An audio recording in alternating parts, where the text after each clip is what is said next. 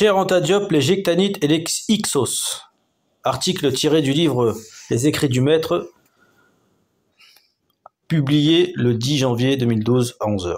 Parmi les idées reçues que le milieu afrocentrique invoque pour jeter le discrédit sur les sémites prétendument leucodermes, blancs de peau, entre parenthèses, figure une déposition du savant Anta Diop dans 2 de ses livres majeurs. En effet, Anta Diop parle de la destruction de l'empire couchite des Hadites dans la péninsule arabique, met en accusation une tribu sémite prétendument blanche et barbare du nom de Jectanides.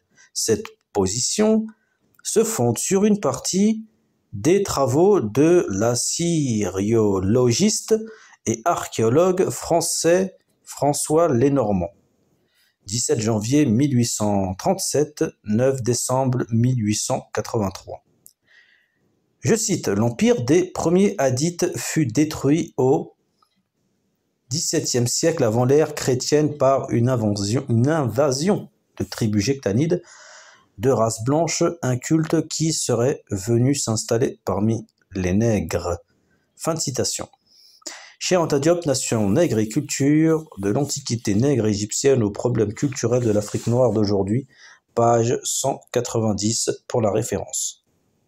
Cette déclaration du savant panafricain, Anta Diop, sera réitérée dans son œuvre maîtresse, l'une des culturelles de l'Afrique noire, domaine du patriarcat et du matriarcat dans l'Antiquité classique, à la page 90 de l'édition de 1982 chez Présence africaine.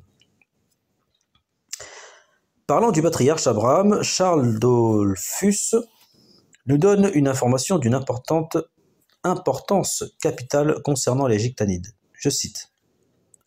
Avant l'époque de Muhammad, les Arabes de Abraham revendiquaient déjà comme un de leurs ancêtres. Ils disaient que plusieurs de leurs tribus faisaient remonter leurs origines à Ismaël, fils d'Abraham, marié à une princesse de la race des Jectanides.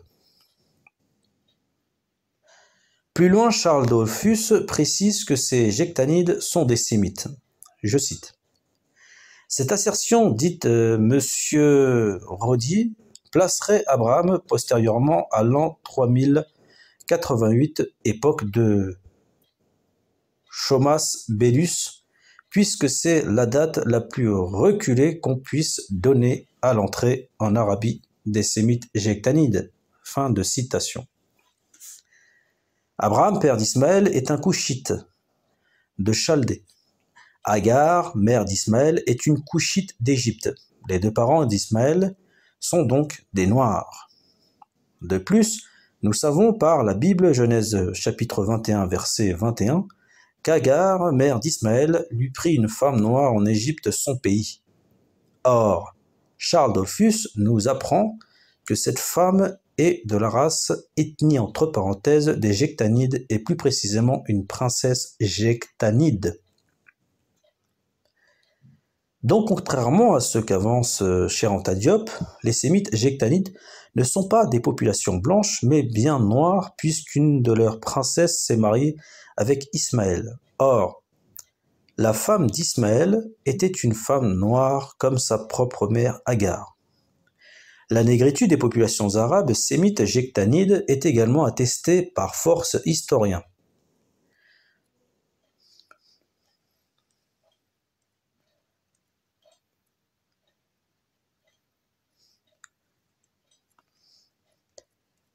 Je cite, « Parmi les diverses branches de la généalogie de Sem, une des plus importantes est celle des Jectanides. Ses descendants, d'Arphaxad, s'étendent sur les bords occidentaux du golfe Persique, déplaçant et chassant devant eux les peuples de Cham.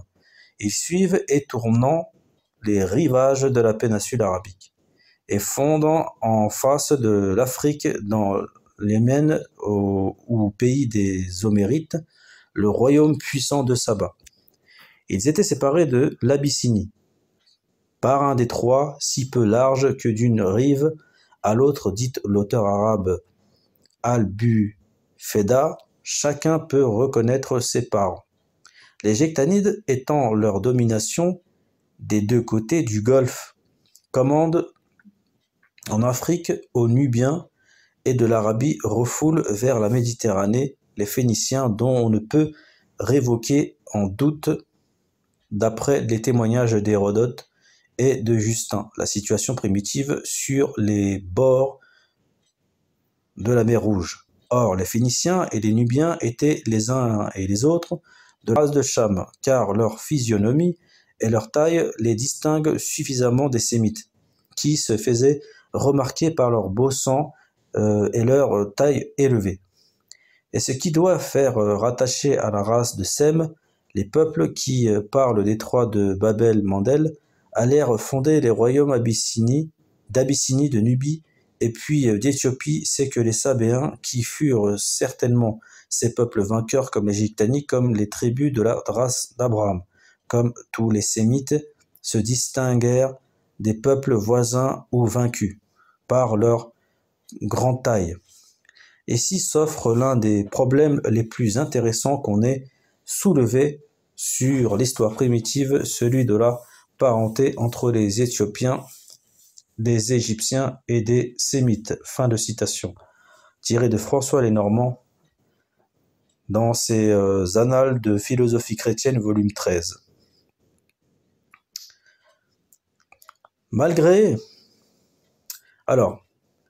Ainsi, le professeur François Lenormand, que cite pourtant le professeur Charentadiot, nous informe sur le fait que les Jectanites sont la population à l'origine de la fondation du royaume de Saba, qui s'étale des deux côtés des rives de la mer Rouge dans la Corne de l'Afrique et dans le sud-ouest du Yémen. Ces Sabéens, Jectanides, entre parenthèses, sont de nobles lignées et dont l'antériorité de leur arabité est reconnue par toutes les tribus arabes. Je cite.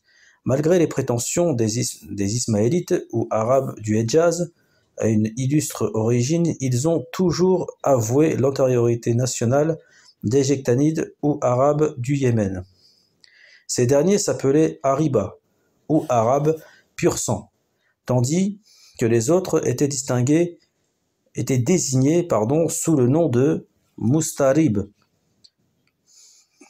hantés sur les Arabes par l'union d'Ismaël avec une fille des Jectanides, dont il y eut 12 fils, d'où sortirent les 12 tribus du Hedjaz. Les Arabes du Yémen ont eu des dynasties qui jouissent d'une certaine célébrité dans l'histoire. La dynastie émirite ou homérite est une des plus connues. Parmi les rois de cette dynastie, nous citerons Jectan, Saba, fondateur de la ville de Saba, et des Sabéens, Himyar et Belkis, la reine de Saba, contemporaine de Salomon, qui construisit la fameuse digue Marab, rompue sous le règne d'Akran vers la fin du 1er siècle de notre ère. Fin de citation. Tiré de Frédéric Leblanc, Akluya, dans Histoire de l'islamisme et des sectes qui s'y rattachent, page 3-4.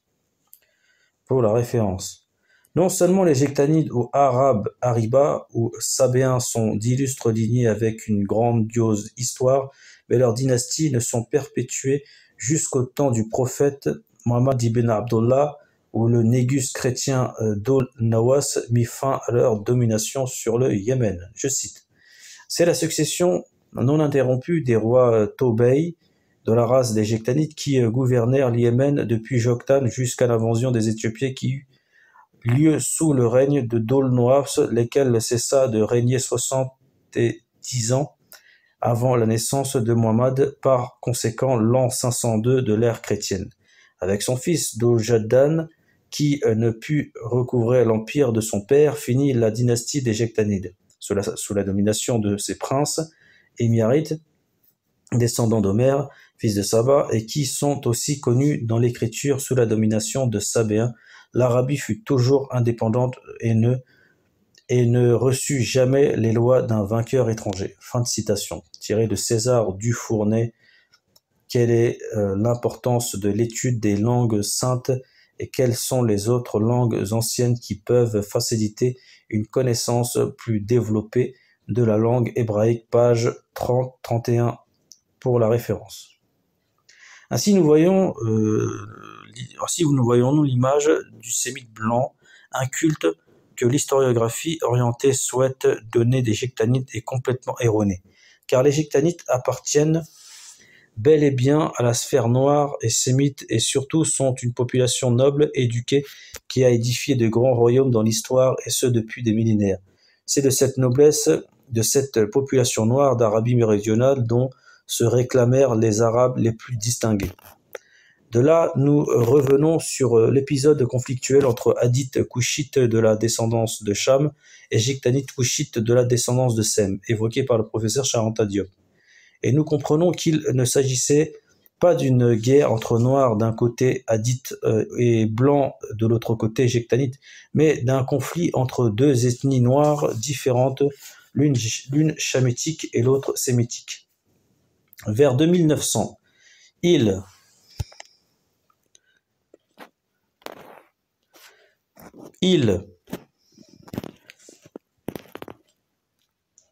les Hadiths furent chassés par les sémites arabes et gectanites de l'Arabie méridionale.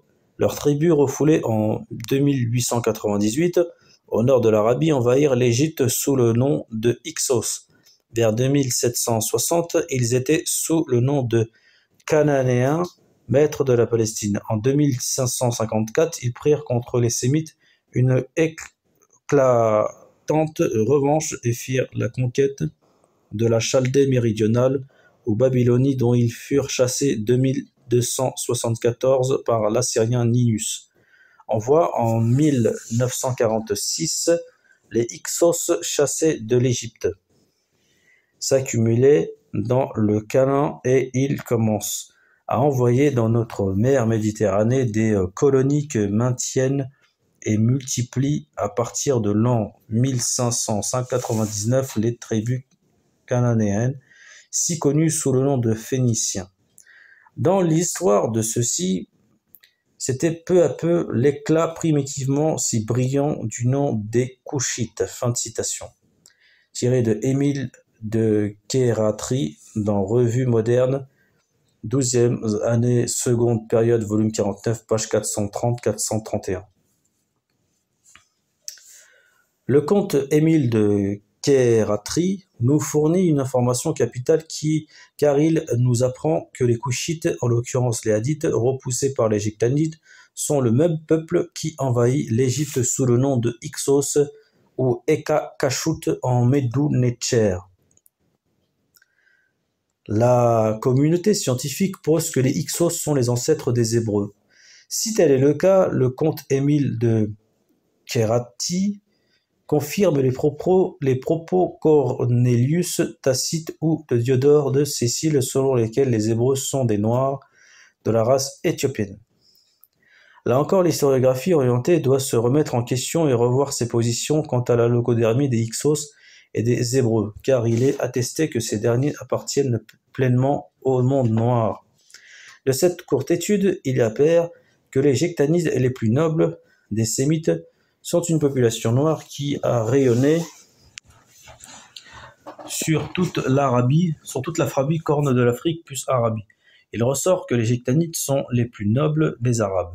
Il apparaît également que les Hyksos, dont la communauté scientifique font d'eux les ancêtres des Hébreux, sont des Couchites, des Noirs, qui, selon les périodes de l'histoire, étaient appelés Cananéens, Phéniciens ou Hadiths.